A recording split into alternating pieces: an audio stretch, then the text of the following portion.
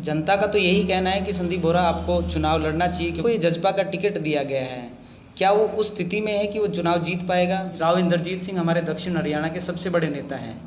इलाके में ऐसे नेता का होना भी ज़रूरी है जो हमारी बुलंद आवाज़ सेंटर तक लेके जाए।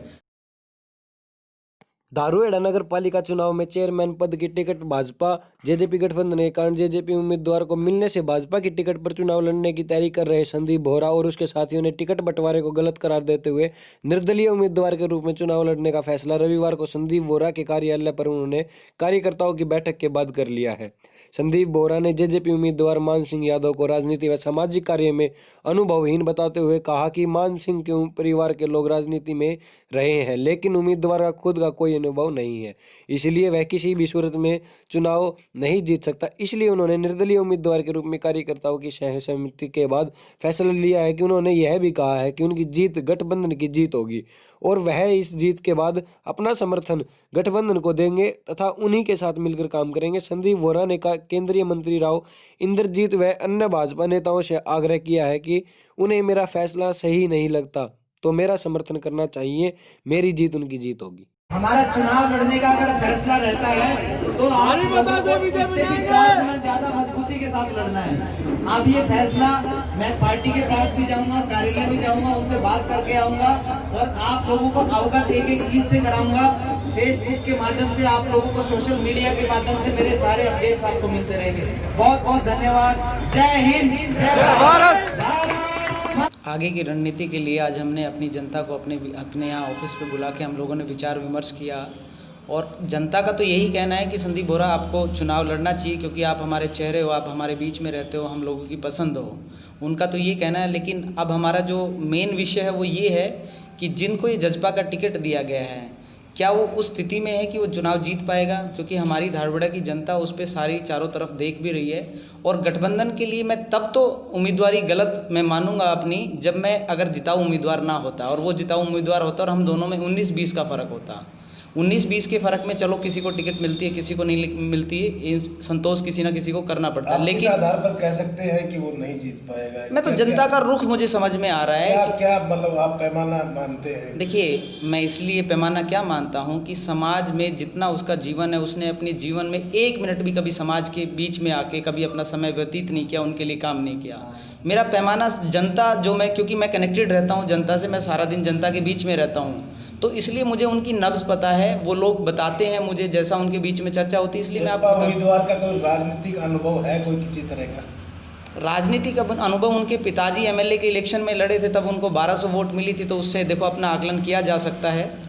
और वैसे हमारे बनते हैं तो उनके पास अनुभव तो कोई नहीं है। अनुभव के नाम पे तो देखिए उनकी उम्र भी नहीं है और अनुभव तो उनके पास बिल्कुल भी नहीं है, और इसी वजह से चेयरमैन बनने के बाद हाउस की जब मीटिंग होगी तो वहाँ पर परिवार के लोग फैसला थोड़ी लेंगे। हाँ, परिवार के, क्योंकि अनुभवी होना बहुत ज़रूरी है। एक चेयरमैन उम्मीदवार जो होता है वो अनुभवी होता है, क्योंकि वो आपके पूरे इलाके की नुमाइंदगी करता है।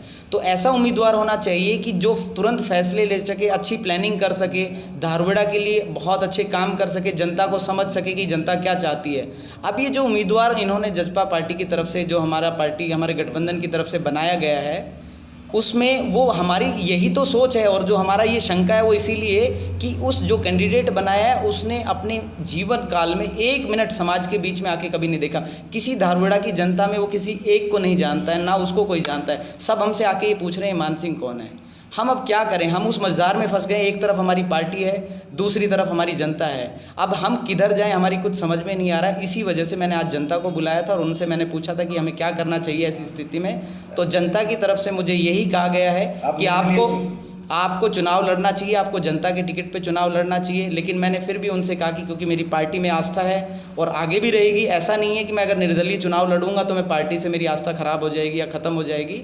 मैं मोदी जी का सम्मान करता हूँ, देवी लाल जी की नीतियों का सम्मान करता हूँ। तो मेरे लिए ये आगे भी अगर मैं कैंडिडेट बनता हूँ और मैं जीतता हूँ तो ये गठबंधन की अपनी खुद की जीत होगी और मैं उन्हीं का उम्मीदवार हूँ। मैं आगे भी उनके प्रति समर्पित रहूँगा और अगर मैं जीतता हूँ, खड़ा होता हूँ, जनता मुझे खड़ा करती है, तो ये जो मेरी जीत होगी ये हमारी धारवाड़ा की जनता के साथ साथ बीजेपी पार्टी की और जजपा की नीतियों की या गठबंधन की, हमारी सबकी अपनी जीत होगी। मेरी जो लड़ाई थी वो सिर्फ इतनी थी कि आप ग्राउंड पे आके सर्वे कर लीजिए। अगर मैं कहीं कमज़ोर लगता हूँ तो आप कोई बात नहीं, दूसरा कैंडिडेट जो मेरे इक्वल है उसको टिकट दे दीजिए। लेकिन चूंकि इसमें डिफरेंस 0 और 100 का आ गया है, अब कि जिस उम्मीदवार को टिकट दी गई है वो एकदम ज़ीरो है। उस जीरो कैंडिडेट्स को मैं 100 तक मैं कैसे लेके आऊँ, मैं कैसे, अगर मैं भी विड्रॉ कर जाऊँगा तो क्या वो जीत पाएगा? आप खुद से सर्वे करा लीजिए, आपको खुद पता चल जाएगा। हमारा मकसद सिर्फ यहाँ पे गठबंधन को, अगर हमारा धर्म है, हमारा उनको जिताना मकसद है, क्योंकि जजपा की हार भी हमारी हार होगी, बीजेपी की हार भी हमारी हार होगी। तो हम नहीं चाहते कि हमारी कमजोरी की वजह से कोई दूसरा इस चीज़ का फ़ायदा उठा ले। कर पाएंगे? जजपा का जो उम्मीदवार है जिसको ये टिकट दिया गया है, वैसे तो गठबंधन के नाते हमें मतलब उसको कुछ कह नहीं सकते हैं क्योंकि वो जजपा ने फैसला लिया है, लेकिन मैं फिर भी, हमारी पार्टी है तो हमारे को अपनी पार्टी को जगाना ज़रूर चाहिए और उनको बताना चाहिए कि ग्राउंड पे सर्वे और लोगों की चाहत क्या है। अगर हम जिस दिन ये सब समझाने में अपनी पार्टियों को कामयाब हो जाएंगे तो जो ग्रास रूट का जो कार्य करता है, जो सच में उनके लिए मेहनत करता है और सरकार और लोगों के बीच का एक माध्यम होता है, उन लोगों के बारे में उनकी आवाज़ बुलंद करने के लिए वो लोग सही लोगों को चुनना भी शुरू करेंगे। तो मैं जो कैंडिडेट आया है वो उनको अनुभव नहीं है, इसी वजह से, क्योंकि वो सही बात है कि अगर ऐसा उम्मीदवार कोई आएगा, कल को हाउस की मीटिंग होती है, हाउस की मीटिंग में फिर वो किस तरह से फैसले लेगा, क्योंकि अनुभव नहीं है किस तरह से पब्लिक को डील करना है, किस तरह से अधिकारियों को आपको काम लेना है। तो वो सब चीज़ें जब अनुभव नहीं रहेगा तो उसका खामियाजा पूरा धारवाड़ा भुगतेगा। और धारवाड़ा में जो बदहाली है, मैं नहीं चाहता कि ये बदहाली ऐसे ही हर बार चलती रहे, क्योंकि पिछले 10 सालों में जो हमारे बदहाली का दौर चल रहा है जेलदारी प्रथा की वजह से, तो ये बदहाली बरकरार नहीं रहनी चाहिए। कहीं तो पब्लिक चाहती है कि चलो इनडायरेक्ट चुनाव था, अब डायरेक्ट जनता के हाथ में है, तो जनता अब ऐसा उम्मीदवार चाहती है जो उनके बीच का हो, बिना अप्रोच उनसे मिलने वाला हो, उनका काम करने वाला हो, उनकी पसंद का हो। देखिए, मैं जितने भी हमारे भारतीय जनता पार्टी के नेता हैं उनका सबका सम्मान करता हूं, और चूंकि राव इंद्रजीत सिंह हमारे दक्षिण हरियाणा के सबसे बड़े नेता हैं, हम सबको, सारे बीजेपी के नेताओं का उनका अलग से सम्मान है और हमारा दिल से अपने इलाके के नेता के लिए सम्मान होना भी चाहिए। चूँकि हम उनके साथ साथ हम भाजपा पार्टी की नीतियों का भी प्रचार प्रसार करते हैं और वो हमारे नेता है, तो उनका सम्मान बनना ही चाहिए। इलाके में ऐसे नेता का होना भी ज़रूरी है जो हमारी बुलंद आवाज़ सेंटर तक लेके जाए। तो ऐसे नेता को मेरी तरफ से तो मैं तो चाहूँगा कि बीजेपी पार्टी के जो भी नेता है, अगर सर्वे के आधार पर उनको लगता है कि मैं जीत सकता हूँ, तो मेरी तरफ उनको देखना चाहिए, क्योंकि मैं अपनी जो जीत है ये भाजपा पार्टी को और हमारे सभी नेताओं का, जो हमारे लोकल नेता है दक्षिण हरियाणा से हमारे राव इंद्रजीत सिंह थे, सबको समर्पित ही करूँगा मैं, ये जब अपनी जीत मेरी होगी।